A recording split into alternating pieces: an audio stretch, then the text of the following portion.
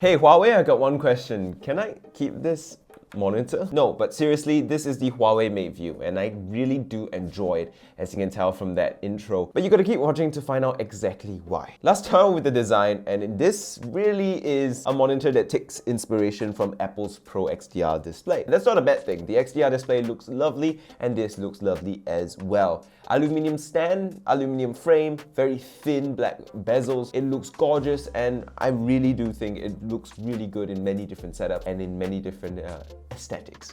It's clean, it's simple, and it even matches your MacBook if you decide to use it with a MacBook instead of Huawei's own laptop. Review coming soon, by the way, and I really do like this as well.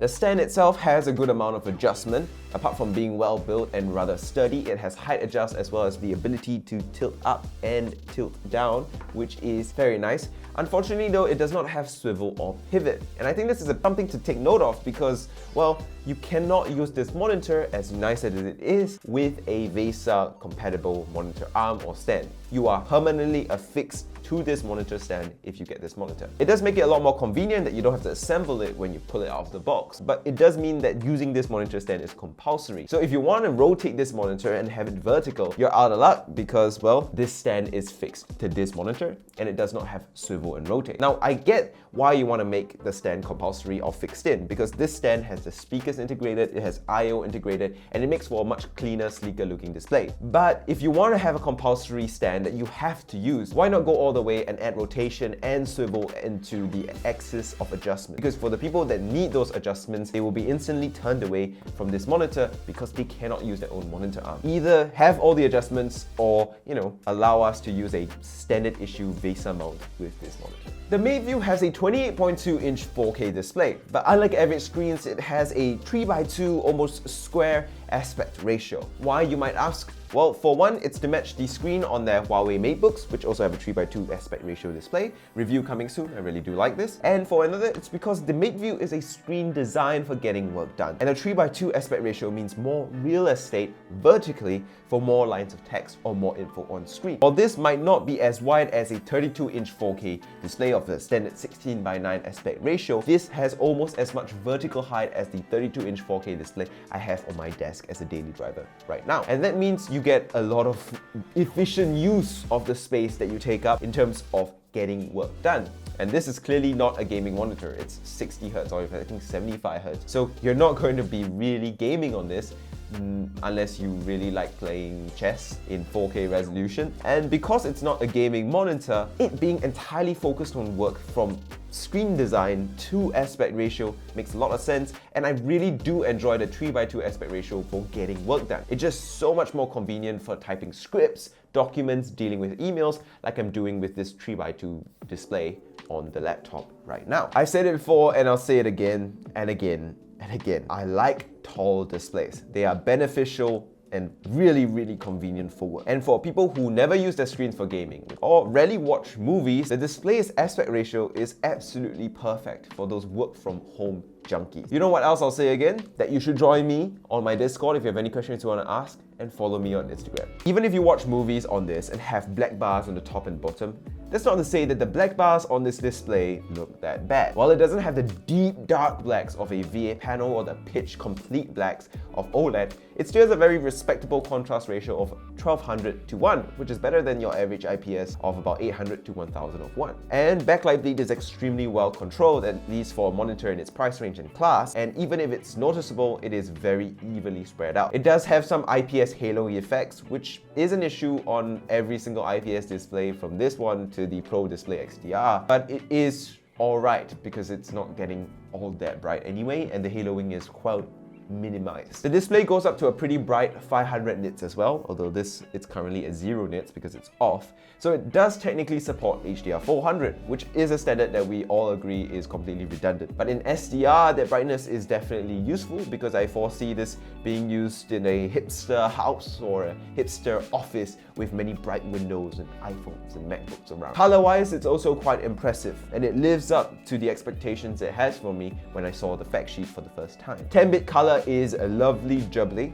as is the fact that it's 98% DCI-P3 color space coverage, and it also has 100% of sRGB color space coverage as well. It's also factory calibrated with a delta E of less than 2, and in my testing with my own colorimeter, it seems to be correct, and you can get it really low with your own calibration and your own color calibrator if you so desire. So if you are planning to use this for color grading, you can actually use it for color grading and do it pretty well. So yes!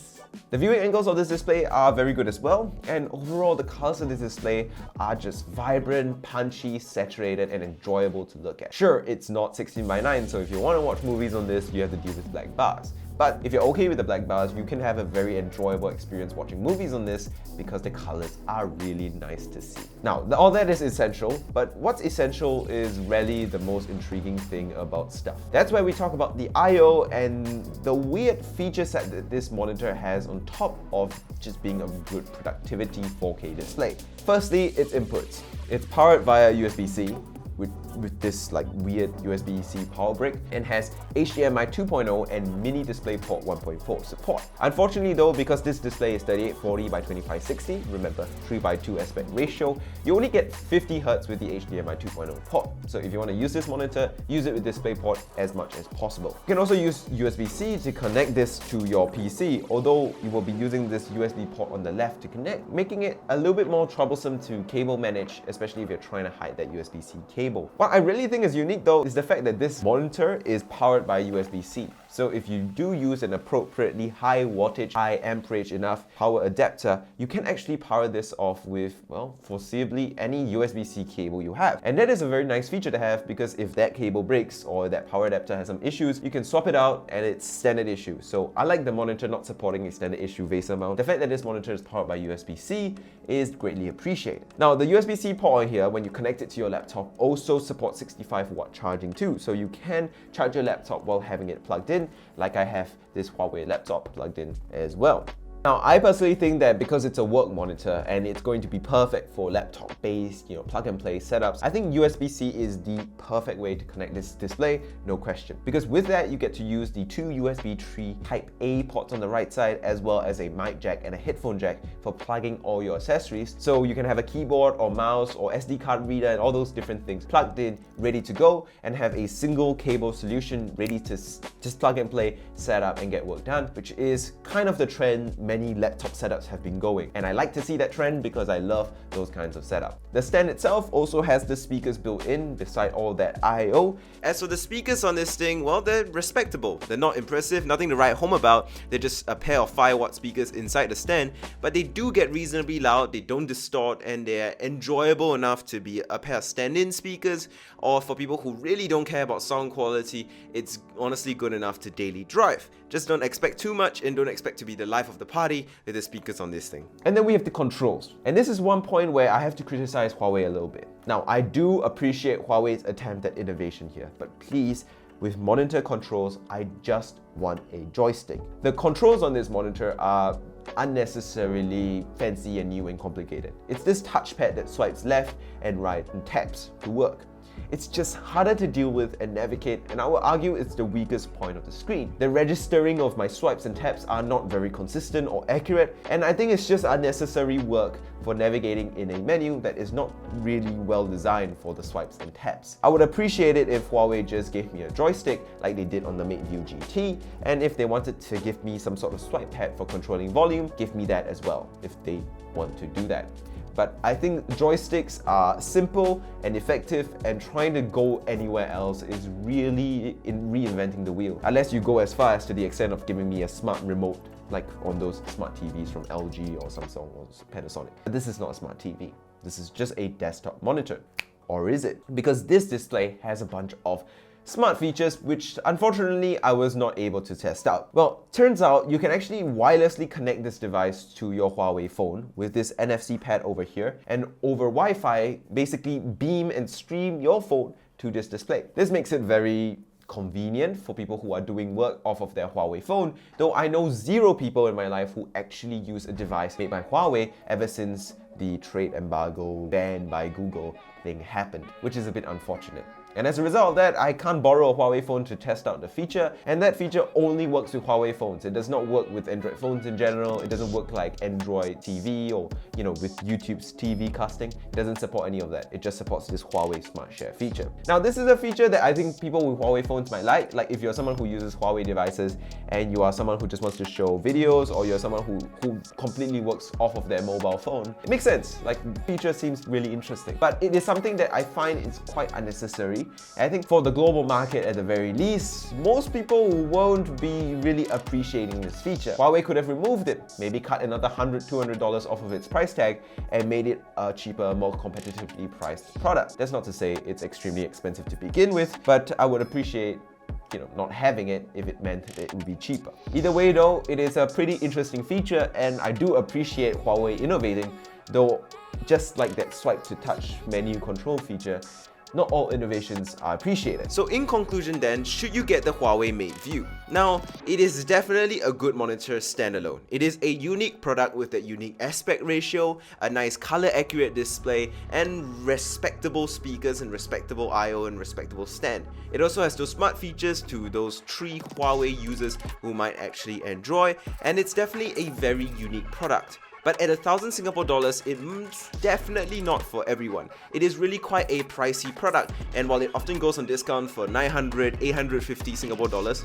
if you look carefully on Lazada or Shopee, it is still quite an expensive product that might be hard to recommend for everybody. However, if the features there are something that you need, for example, the color accuracy or that unique aspect ratio, the Huawei Mate View is definitely a choice that you want to consider, especially when you realize that there is no other monitor with a 3:2 aspect ratio that this provides, which is a definitely useful thing to have if you're dealing with a lot of text documents, and that is why this product is really quite unique.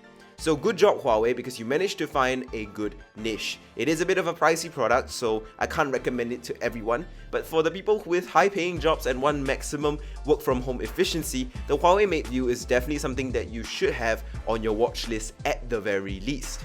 For me personally, if I could use it as my daily driver, I would, and I have been for video editing over the last couple of days, and that is how I came to this conclusion. Overall, a great first entry into the world of monitors. It's a great niche product, might not be for everyone, especially with that price tag, but hey, it is definitely a solid performing device. And with that, I'm gonna end this video off here. Thank you guys so much for watching. It was not the easiest video to make. I had to script it and plan it out and stuff like that, but all my videos are not that easy to make because I'm trying to be professional.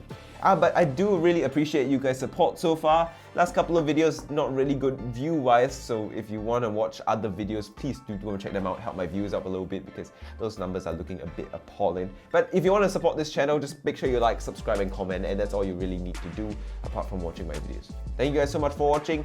Once again, follow me on Instagram, join my Discord for questions. Adios, goodbye, 再见, woo, 再见.